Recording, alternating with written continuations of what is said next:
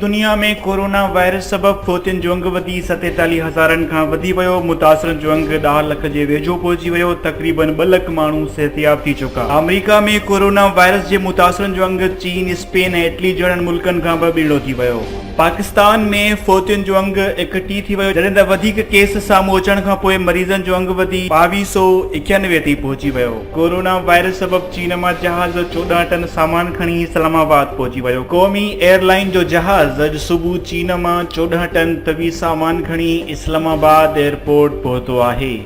Corona virus Sukkur जे शहरीअ में ज़ाहिर थियण बाद खेसि गंबट अस्पताल मोकिलियो वियो। अहिड़ी तस्दीक करण बाद मरीज़नि ऐं अमले में खौफ़ पखिड़िजी वियो। अस्पताल जे मेन गेट ते माण्हुनि जी अच वञ ते पाबंदी लागू कई वई ऐं पूरे अस्पताल अंदरि स्प्रे करायो पियो वञे। पीर जो ॻोठ भरिसां हथियारबंदनि जे घर ते फायरिंग, 4 भाती क़तल, मक़तूलनि में पीउ भाउ ऐं संदसि 2 पुट शामिल। पुलिस मक़तूलनि जा लाश अस्पताल मुंतक़िल करे वाक़िए जी जांच शुरू करे छॾी आहे। ऐं हयात पिताफ़ीअ में राशन न मिलण ते ग़रीब औरतुनि जो एहतजाज। औरतुनि ॿुधायो त लॉकडाउन सबबि असां ऐं असांजा ॿार फाके कशीअ जा शिकार आहिनि। चूंडियल नुमाइंदनि पारां असांजे का बि सार नाहे लधी वई। ख़बरुनि ऐं न्यूज़ अपडेट्स लाइ ॾिसंदा रहो फास्ट